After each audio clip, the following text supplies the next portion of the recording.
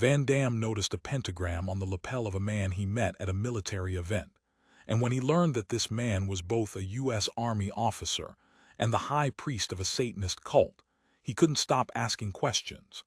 Michael Aquino's story is filled with the Vietnam War, secret military projects, and a scandal that shook America, but you've never heard it told this way. Because this story reveals how discipline and faith can both build and destroy a person. Van Damme walks into a military reception in Los Angeles and spots a man in the corner that nobody else dares approach. Full dress uniform, metal ribbon stacked 6 rows deep, and around his neck, clearly visible, a pentagram. What Van Damme learns in the next 2 hours from that man doesn't just shock him. It forces him to completely rebuild his understanding of discipline, belief, and what it truly costs to live without apology. The man's name is Michael Aquino. And nobody in that room that night knows what to do with him, except Van Damme, who sits down, orders 2 drinks and starts asking questions. Los Angeles, 1988. Hollywood is in the middle of its action era. Van Damme is rising fast. Bloodsport just proved he can carry a film, and every door that was closed 6 months ago is now open. He's been invited to a military charity event in a Beverly Hills venue, the kind of event where producers want visible faces and the army wants favorable press.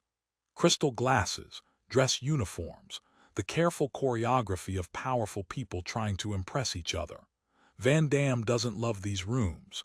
He's good in them, the accent, the physique, the story of the immigrant who made it, but he's always watching more than he's talking, always studying. Tonight, what he studies is a man standing alone near the back wall.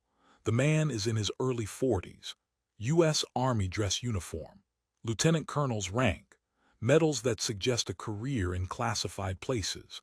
His hair is swept back with a sharp widow's peak. His eyebrows arch at an angle that makes him look permanently confrontational, and the pentagram around his neck sits on top of his ribbons like it belongs there, like he put it on every morning without thinking twice. The people around him keep a careful distance, not hostile, careful, the way people stand near something they can't quite categorize. Van Damme watches this for 10 minutes. Then he picks up 2 glasses from a passing tray and walks over. But here's what nobody in that room expected.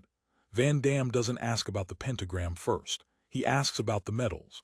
The man looks at him for a moment, assessing, calculating, and then something in his posture shifts. Not relaxed, exactly. Acknowledged.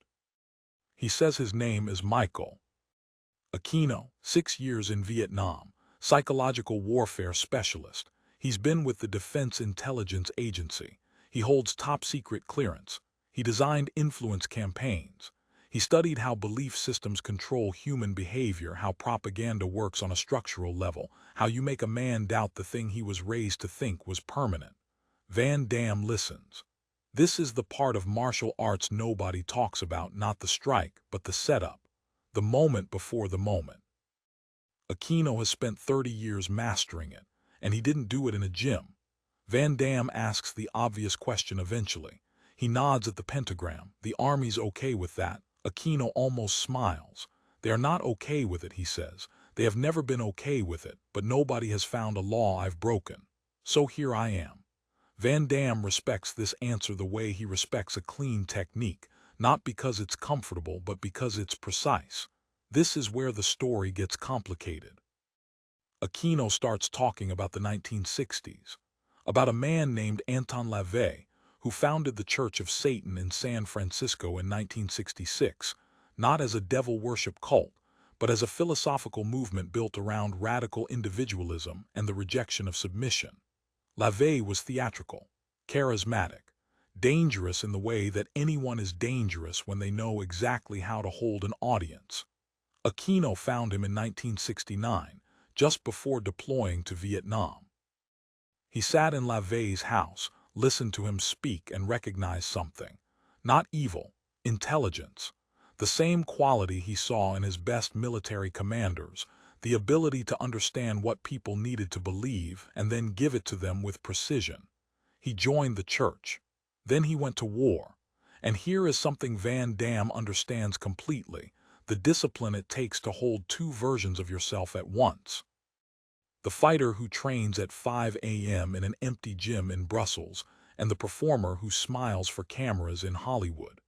The man who knows exactly how much it costs to get here, and the man who makes it look effortless. Aquino had the same split running down the center of him, only his two halves were separated not by an ocean, but by something harder to cross. The distance between what an institution tolerates and what a man actually is. And then Aquino tells him what happened in Vietnam, and this is the part that changes everything. Between operations, between rocket attacks and nights in bomb shelters, Aquino wrote. He called the manuscript the Diabolic One, a retelling of the war in heaven from Satan's perspective. Not evil, principled rebellion, the refusal to submit to an authority you believe is wrong. He sent it across an ocean to LaVey. LaVey read it and responded immediately. Two men had recognized each other through a manuscript mailed out of a jungle. Van Damme thinks about his own letters home from his early years in Brussels, the training logs, the notes to coaches, the attempts to explain to people who weren't there what it felt like to be building something in isolation. He didn't mail them into a jungle, but the distance felt the same. Aquino came back from Vietnam in 1971. Within months, he was LaVey's right-hand editor of the church's newsletter, co-author of its ritual texts, holder of a seat on its governing council. Van Damme asks, how does an army officer become the second most powerful man in a satanic church without anyone stopping him? Aquino says, discipline looks the same from the outside no matter what it's pointed at. His commanders saw a man who was organized, precise, and effective. They didn't ask what he organized his evenings around. Van Damme laughs, genuinely, because he knows exactly how that works. But here's what nobody expected, and what Aquino clearly still hasn't finished processing. In the spring of 1975, LaVey sent him a draft article. The message was clean and devastating. Higher ranks in the Church of Satan could now be purchased, not earned, bought with cash, real estate, gifts. Aquino read it, wrote back, argued for weeks, proposed alternatives. LaVey didn't move. The announcement published. Resignations flooded in from across the country. The entire governing council walked out. Decades of work came apart in a single season. Aquino says all of this without visible emotion, the way someone describes a wound that finished healing years ago, but Van Damme watches his hands and they're very still. Too still. The stillness of someone who learned how to hold something that never fully stopped hurting. Van Damme asks, so you left? Aquino says, I performed a ritual on the summer solstice and started a new temple, the Temple of Set. Named for an ancient Egyptian deity he believed was the true figure behind the name Satan, older, more complex, stripped of centuries of Christian distortion. He built it the same way he built everything else, with structure, with precision, with the belief that if you understood the architecture of a thing, you could make it last. Van Damme is quiet for a moment. Then he says, in Belgium, I trained alone for 4 years before anyone in Hollywood would return a phone call. I understand building something that has no guarantee of surviving. And this is where the room shifts between them, because Aquino looks at Van Damme and says something unexpected. He says, you know what psychological warfare and martial arts have in common? Van Damme waits. Aquino says, both depend on making your opponent commit before you do. In PSYOP, you don't attack what the enemy believes. You attack the moment before they decide to believe it. Van Damme thinks about the split second before a counterstrike. The window between your opponent's commitment and your response. He spent 15 years training that window. He didn't know there was a word for it in warfare. Aquino says there's a paper he wrote in 1980 called From PSYOP to Mind War. The idea that influence doesn't stop at propaganda, that you can shape the field of a conflict before a single physical action is taken. Van Damme asks if he can read it. Aquino says most people who read it end up in his file somewhere. Van Damme says he already has unusual files. Aquino almost smiles again. But here's what Van Damme doesn't know yet, the part that reframes everything. 2 years earlier, in 1986, a daycare at a military base called the Presidio was investigated for child abuse. Some children described rituals, candles, a figure they called Mickey. Because Michael Aquino was the only person at the Presidio openly associated with Satanism, because his widow's peak and arched brows made him visually unmistakable, suspicion moved toward him like weather. His home was searched, his ritual chamber photographed, his name printed in newspapers coast to coast, and in 1990, a continuation board will quietly decline to extend his military service. Not a discharge, not a condemnation, just a door that stops opening. He will receive an honorable retirement, a meritorious service medal, and the end of everything he spent 22 years building inside the institution that shaped him. He will never be charged. Every investigation will find nothing, but the damage will be done with the precision of a weapon that leaves no visible wound. Van Damme is silent when Aquino finishes saying this. He knows something about being tried in public before you're tried in a courtroom. He knows what it costs to walk into a room when your name has already been in the headlines for the wrong reasons. He knows the particular exhaustion of having to prove, again and again, that the story people are telling about you isn't the one that's true.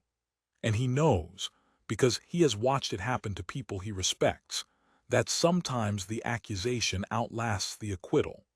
That sometimes the damage is done not by the verdict, but by the time it takes to reach one. What he says next surprises Aquino. Van Damme says, "You showed up tonight anyway." Aquino says, "I always show up." Van Damme nods slowly, because that's the thing about discipline, real discipline, the kind that took years to build and survived things that should have ended it. It doesn't ask permission. It doesn't wait for conditions to be favorable. It shows up in the room wearing the pentagram next to the medals and stands near the back wall and waits for someone to ask the right question. Most nights, nobody does. Tonight, somebody did. They talk for another hour. Aquino describes the Babelsberg working of 1982, a ritual he performed alone in a Nazi-era castle in Germany, in a crypt beneath the ceremonial hall, trying to drain the accumulated dark energy of a place and repurpose it. Van Damme asks if it worked. Aquino says he felt like he'd done something that changed the room permanently. Van Damme says he understands that feeling, the way a training session can turn a space into something that holds the echo of what you put into it. Aquino looks at him for a moment and then says, "Yes, exactly that." And this is what Van Damme carries out of that room. Not the details of the rituals, not the theology, not the paper on mind war, though Aquino does eventually send it to him, and Van Damme does eventually read it. What he carries is simpler. A man can hold two completely different systems of belief, can carry them both, without one consuming the other, without apologizing to either side, if he is disciplined enough and honest enough and stubborn enough to refuse the world's need to categorize him cleanly. Aquino was a soldier. Aquino was a priest. Aquino was a scholar and a practitioner of something most people couldn't even name without flinching. He wore all of it in the same room on the same night with the same posture. He never softened it for anyone's comfort. And in 2019, when he dies at 72, having outlasted the scandal and the panic and the headlines and the quiet institutional destruction of his career, what remains isn't what his enemies said about him. What remains is a temple he built, a philosophy that survived him, and a legacy made not of apology, but of conviction. Van Damme thinks about this for a long time after that night. He thinks about the version of himself that people wanted him to be, the clean, simple action star with no contradictions, no difficult past, no complicated interior. He thinks about what it cost to refuse that version, what it still costs. And he thinks about a man in a dress uniform with a pentagram who stood near a back wall at a Hollywood charity event and waited for someone to ask the right question. Some people spend their whole lives becoming easier to understand. They sand down the edges. They explain away the contradictions. They make peace with the version of themselves that other people can hold without discomfort. Others spend their lives becoming harder to dismiss. They carry every part of themselves into every room without softening and without apology, and they let the room figure out what to do with it. Michael Aquino was the second kind of man. Damme, driving home that night through the lights of Lowe's Angels, thinks for a long time about which kind he is, about which kind he still wants to be, about the parts of himself he's made smaller to fit rooms that were never built for his full size, about what it would mean, what it would actually cost to stop. What are you carrying right now that the world hasn't given you a clean word for yet? And what would it cost you? What would it cost the people around you if you stopped apologizing for it?